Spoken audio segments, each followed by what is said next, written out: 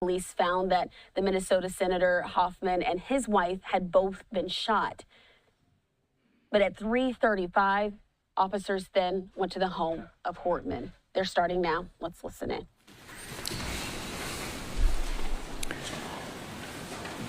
Good afternoon, everyone. My name is Bob Jacobson. I am the Commissioner of Public Safety, and it's my honor to serve in that position. We're here today to give some updates on the current investigation. First off, I would like to thank the law enforcement agencies and the public out there who are being vigilant, our law enforcement partners who are watching out for others in our community, the understanding and patience of the public as we work to find this individual and bring that person to justice.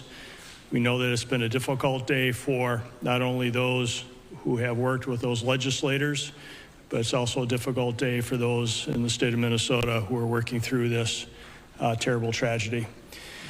Today we have a few speakers who are going to, again, give some updates, and we will be available to answer some questions once all the speakers have had that opportunity to say a few words. So with that, I'm going to turn it over to Superintendent Drew Evans of the BCA. Thanks, Commissioner. And today we are asking for the public's help at this point in time in locating Vance Boelter, who is a 57-year-old white male who's 6 feet 1 inch tall, 220 pounds, with brown hair and brown eyes. I know this name has been reported in the media so far, and we are confirming he's a person of interest that we are looking to locate in relation to this. At this time, we would ask the public, if you do locate him or see him, to call 911. Do not approach him. You should consider him armed and dangerous, and you should call 911 immediately with the information. He was seen last this morning wearing light-colored cowboy hat that you can see up here in the clothing there, with dark-colored long-sleeve collared shirt or coat, light pants, and carrying a dark bag. If you have any tips about the whereabouts or any information that would be helpful, you can call local police department, or you can call our BCA tip line at 877-996-6222, or email us at bca.tips@state.mn.us. We still don't know if additional people are involved, but this individual is the one that we're looking as a person of interest right now, but there may be other people with him, and we would like to speak to anybody that may have had contact with him at any point in time. So please connect with us, even if this has been some time ago today, so that we can follow up and continue to work together to keep our communities safe. And we, as the Commissioner noted, we'll take some questions at the end. But again, we are seeking the assistance of the public in locating him. I want to continue to say, as you see, there's hundreds of law enforcement officers working on this right now for the partners that you see up here today, as well from Champlin, Brooklyn Park, the State Patrol, Hennepin County Sheriff's Office, FBI, ATF, just a myriad of partners working to try to locate this individual. And with that, I will turn it over to the mayor, and we'll answer questions at the end.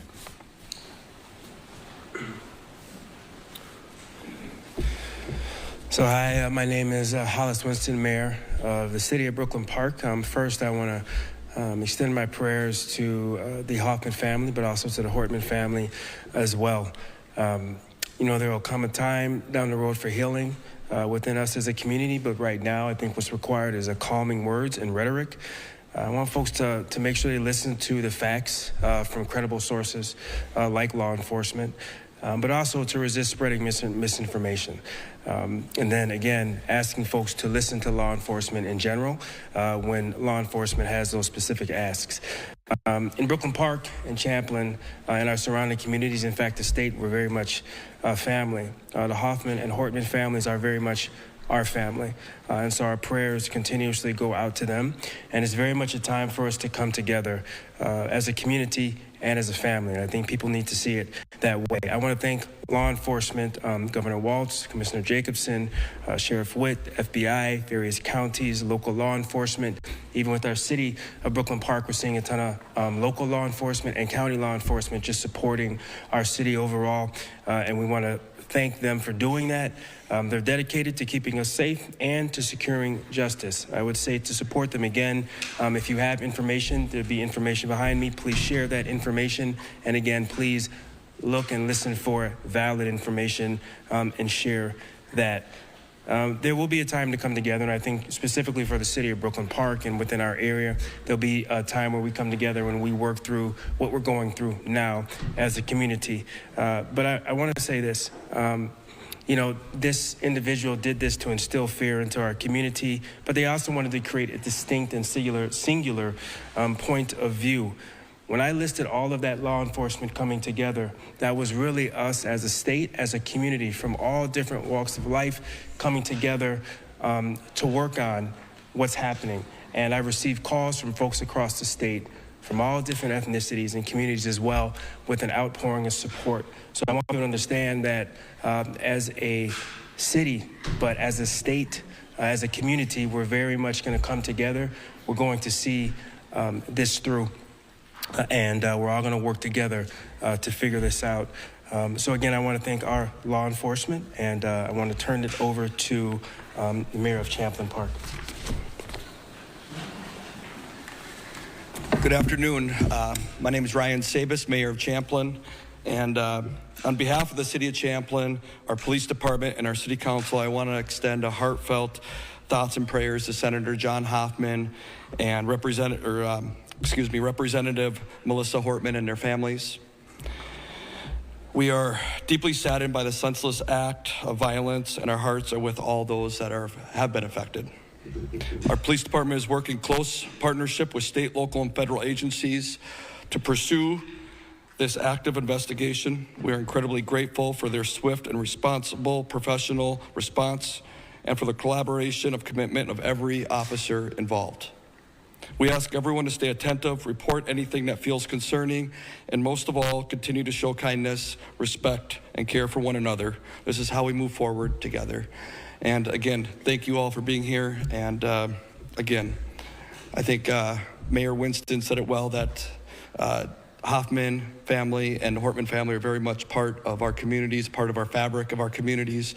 And we really wish the families all the best. Thank you.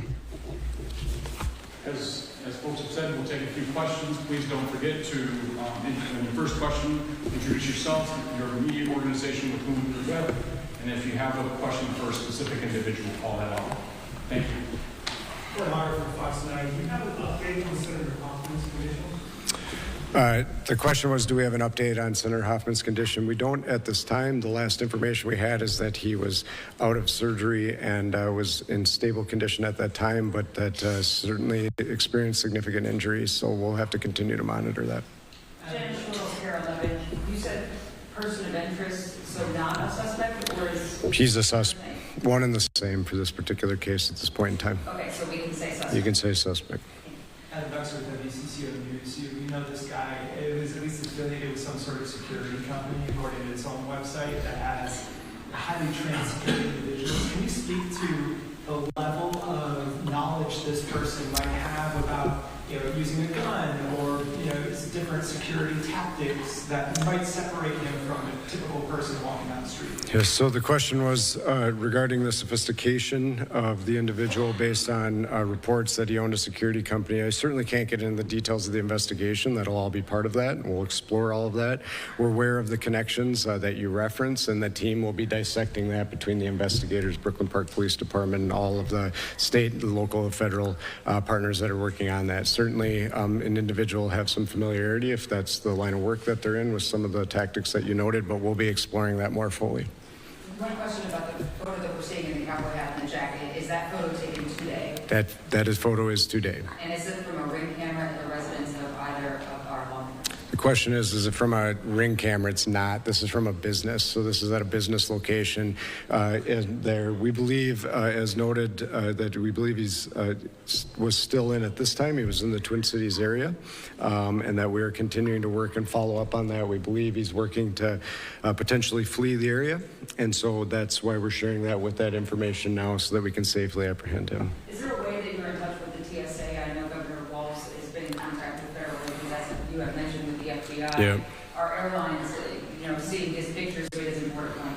Yeah. So the question is, are we in contact with TSA? We've been in contact with all of the federal authorities that are relevant to this investigation. We will continue to be. Are you able to share the time or location that photo was taken today? The question is, can I share the time and location? This was this morning when this was taken. It was in the city of Minneapolis. That's at this point, I think, all that we can share as we work to follow up on that. Are there any surveillance or ring camera video from either of the residents where the shooting takes place? The question is, there's surveillance or ring camera. We do have various video from different locations. I don't want to get into specifics as part of the active investigation, but there is video that has been obtained by the investigators. Can you talk about some of the other locations that you guys are working on, Green Isle, maybe 49 to Fremont, and So, yeah, we can, the question is, can we talk about some of the other locations? You know, because their teams are very active as part of an active investigation, I can't talk about the specifics. What I will tell you is the two locations you noted in Minneapolis and in Green Isle, they are related to this investigation and the follow-up that the teams are doing. I'm going to give Ellen, we're going to give it to Ellen, and then we're going to have one more question. Can you talk a little bit more about the manifesto and what kind of motivation it might be? We're told that there might be some pro-choice lawmakers on this manifesto, and that has anything to do with the motivations here? At this point in time, it'd be premature. The question was, is the manifesto and the information that we have received as their motivations? We are working diligently on that. There's certainly some indications within that, but there's not specifics enough. We have been, this is a very active and fluid investigation. Throughout the day, as you've been waiting, and these teams have been out working out in the field, and they have been gathering more documents and information. So it would be premature for me at this point to really say exactly what the motivation might be from these writings, but we will be continuing to work on that and provide that information when we're able. You walk over senior from the search committee. Do you have a sense, did they know each other? Like, did this man know either Representative Hortman or Senator Hoffman in any capacity? The question is, did they know each other in any capacity? We are still exploring that. There's certainly some overlap with some, public meetings, I will say, with Senator Hoffman and the individual, but we don't know the nature of the relationship or if they actually knew each other. All right, thank you. Thanks, everybody.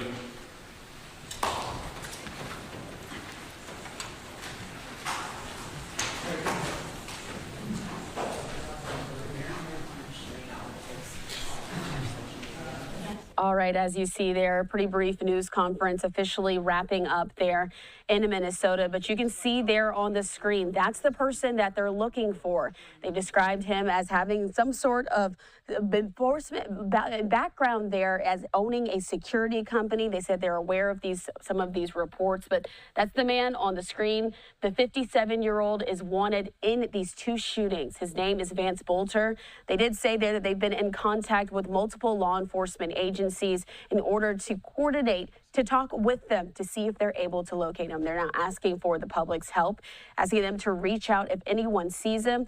But that picture you see on the screen with the suspect in the hat, they say that was taken outside of a business in the Twin Cities today. So they want people to focus on this image as they're still looking for him to see if they're able to locate him. They're putting out a full description there with him in a dark jacket and a cowboy hat as well. So we'll continue to keep our eyes on this story here on Live Now from Fox. We've been getting in some of these updates all day long, and our partners there at Fox 9 have been doing an incredible job staying on top of this story. But again, very sad story today out of Minnesota, as a lawmaker was shot and killed alongside her husband.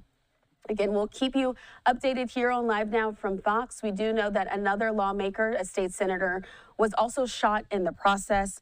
He and his wife were shot, but they are expected to survive. Governor Tim Walz said that they are cautiously optimistic. So we're still getting in some of this reaction as well from others in response to this shooting. I want to put this up on your screen. This is there from Senator Amy Klobuchar. She's making some remarks saying she is heartbroken and horrified by the tragic loss of Representative MANHUNT Hortman and her husband, Mark, who were taken from us in an act of violence. Melissa was a good friend, and we started in politics at the same time, and we're always here for one another. She was a true public servant to the core, dedicating her life to serving Minnesotans with integrity and compassion. Melissa's legacy will endure, but today we grieve deeply. John's and my prayers are with their children, their loved ones, and all who are mourning in this devastating loss. Again, this is what law enforcement officers are calling a targeted attack. So we'll continue to keep you updated as any more details come into our newsroom. But right now, that manhunt for the suspect is still on at this hour. Take another look there at your screen. Some of those images just released there by officials. We're going to take the time now to slide away for a 2-minute commercial break. Stay right here with us on live coverage. But again, the House leader, MANHUNT Hortman, was shot and killed in what they're calling targeted attacks on Democratic lawmakers. Let's listen in to some of Fox 9's coverage. When you got that shelter, you can keep that mic 6 inches lower. Okay. When you got that order to stay sheltered, stay in place, what did you think of that? Do you remember? No, I wasn't think of anything. I just recorded and I post on my TikTok and they say, hey, something happened in my neighborhood. Yeah. Do you remember a couple of years ago someone had told me there had been protests outside her house? Did you remember ever seeing that? I remember. He remember, I don't. Okay. I don't really keep up the news. He do. And you said for you, Melissa, I mean, it was kind of cool to have the Speaker of the House or Speaker of the Minnesota House. During, I think, 2023, I was trick-or-treating, and I went up to her house, and she was there. I was like, "Ooh, really, this is where you live?" And then we took a photo together, and then, I don't know, but the day of the protest, I think it was like 2021, one of my friends who live also nearby her house, she told me that some people knocked on her door and then said they're going to do protests. I don't know what exactly they were protesting, but there was something there. Did you hear the gunfire? No, I wasn't. I was still kind of asleep. I heard sirens, but I wasn't sure what was going on because I thought it was like from the highway, but it was just right over there. Really quiet neighborhood in general, I take it. Yeah. Of course. How are you? What's your mindset now? Are you sad? I'm a little disappointed on why people are shooting politicians, and I don't know. It's kind of odd for this to happen. I think people don't necessarily know how to react. It is odd. It's odd. It's scary. It's upsetting, sad. I mean, there's so many emotions, I think, going through a lot of folks today, whether you're a legislator or just a resident, a citizen, and then even differently for those who live near the victims in this case. So just a lot to process. Still looking for the suspect that has not been brought into custody yet. He left on foot from MANHUNT Hortman's home early this morning. He left on foot. How he got anywhere from there is unclear. We don't know. Yeah, Paul Bloom, who is in Brooklyn Park, just put in 2:04, so a couple of minutes ago here, that they just got another shelter-in-place bulletin in that area where he is near the golf course. All the phones just went off. Still 3-mile radius. He says the verbiage is the same. So again, shelter in place if you are in that area. It's not a lockdown. You can come and go, but they're asking people just to sort of stay put. There are obviously out there, we've seen them trying to look for any evidence. They just don't want things to be disturbed, or you just never know what small piece of evidence could be where, in a yard or that kind of thing. So just asking people just to kind of stay put while the investigation continues there. And there's that location, the Green Isle location, and of course the Minneapolis location. A lot of stuff going on as they try to track down this guy. And then of course we have these protests that the governor had asked, and the state police had asked people not to attend, but a lot of people did anyway. These are no kings, anti-Trump type protests that in some cases are going on anyway. The big one was at the Capitol That should be about over by now, I would think. I would think so, although 30, it sounds like there were still quite a few people there, according to our reporters. And then we have another reporter who says they're looking at one in Minnetonka that's pretty massive, easily hundreds of people there. So not everybody's paying attention to the news, and not everybody gets up and checks social media, and not everybody gets the message. But if you are hearing this and you are planning on going out anywhere to a political rally, you're being asked not to do that today. Meanwhile, we have learned a lot about the suspect. Specifically, Fox 9's Tim Blotz has learned a lot about the suspect in the last hour or so. We're going to go to him now. Tim, can you there's a lot to know about this guy. Can you kind of run down the details for us? Absolutely, Karen. There really is. And when I give you his background here, I think you're going to see a lot of things perhaps line up to the evidence that we've discovered at the scene that law enforcement is pouring through at the moment. Now, the suspect's name is Vance Luther Boelter. This has been confirmed by the Associated Press through unnamed sources, but this is the person that they're looking for. He's 57 years old, and he has an extensive police security background, okay? He is currently the Director of Security Patrols at Praetorian Guard Security Services here in the Twin Cities. Now, that company's website says that Vance is involved with security situations, or has been, in Eastern Europe, Africa, North America, the Middle East, including the West Bank, southern Lebanon, and the Gaza Strip. He has also worked, according to their website, with the largest U.S. oil refining company, also the world's largest food company based in Switzerland, and the world's largest convenience retailer based in Japan. So he has extensive security backgrounds across the globe. According to his educational background, this is from another website that I found, the Minnesota Africans United website, and he apparently very well served with that organization, that he majored in international relations at St. Cloud State, has his master's in management along with his doctorate in education from Cardinal Stritch University in Milwaukee, which is a very reputable university in the Milwaukee area. Now, here's another interesting point, gals. He was appointed by Governor Walz back in 2016 to serve on the governor's workforce board. That term expired in 2018. He was reappointed in 2019. That term expired in 2023.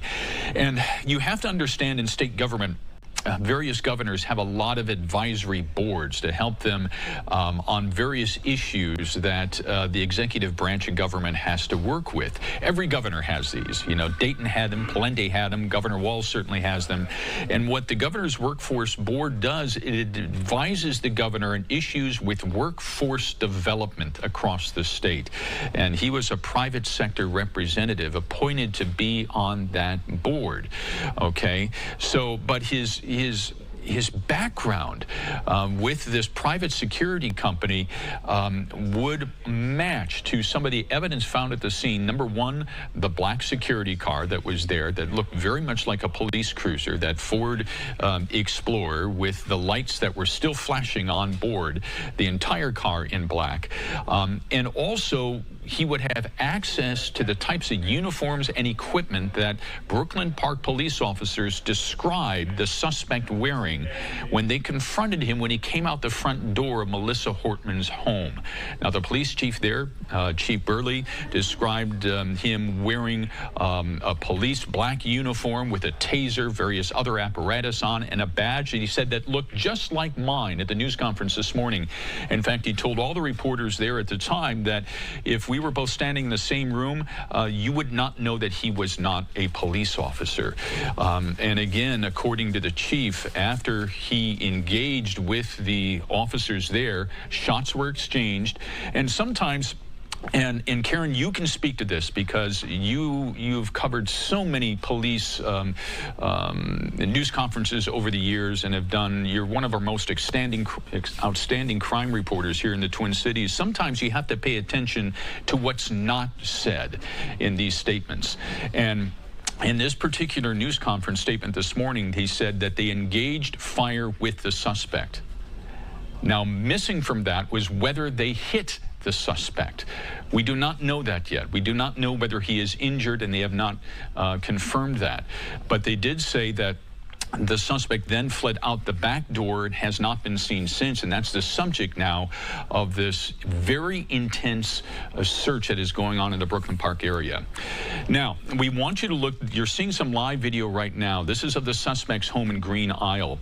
This is from Sky Fox 9. There has been a large police contingent there this morning.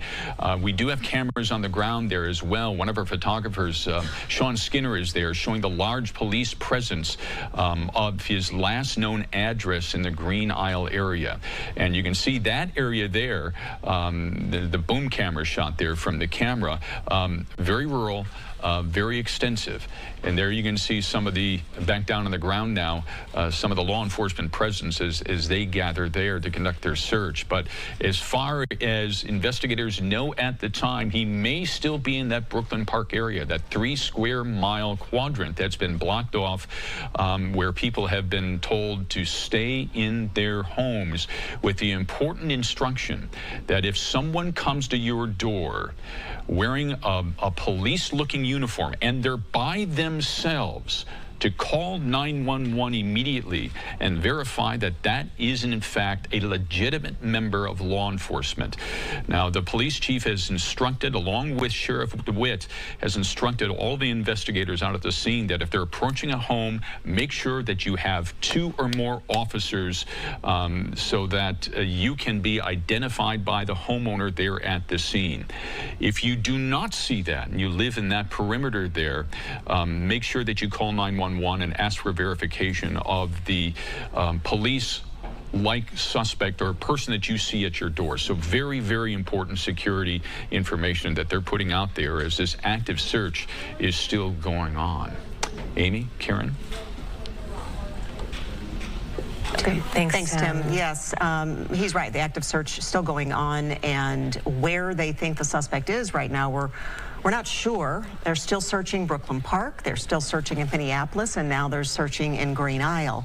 So, but they do know who he is, and that suspect, as Tim has been saying, has, been information on him released, and that's that Vance Boelter. So. Yeah, and Tim, just really quickly, you were, I think, on the air here when we just got this up. Someone put in here, apparently, the New York Times has spoken with the Director of Security Patrols on the website of the security group that that he worked for, and it says, quote, "We drive the same make and model of vehicles that many police departments use in the U.S., according to them." So obviously, as Tim was saying, a lot of these pieces are starting to come together a little bit more here on the access, the knowledge, him being sort of in the flow of the legislature and understanding the vulnerabilities there on that end of things as well. So we have that Green Isle active scene right now, which again, we don't know what's happening there, but we just know that law enforcement is present in armored vehicles. And the Bloomington Bomb Squad. And the Bloomington Bomb Squad. Is there. Yes. And so we have that scene that we were just showing you. The other really couple, Brooklyn Park, want to keep mentioning, as Tim was saying, shelter in place there. All right, as you see there, we were just getting an update again from some of our partners there at Fox 9 in Minneapolis. They've been in continuous coverage over the last few hours, as we do now know about the suspect who has been identified, accused of shooting and killing MANHUNT Hortman. She was the Speaker of the House there in the Minnesota state legislature, and she was killed earlier today alongside her husband, another state lawmaker as well, Senator John Hoffman, and his wife were also shot multiple times. Again, that manhunt for that suspect is still underway at this point. We'll continue to keep monitoring this story and checking in with our partners there at Fox 9 throughout the afternoon, especially as we continue to get new updates.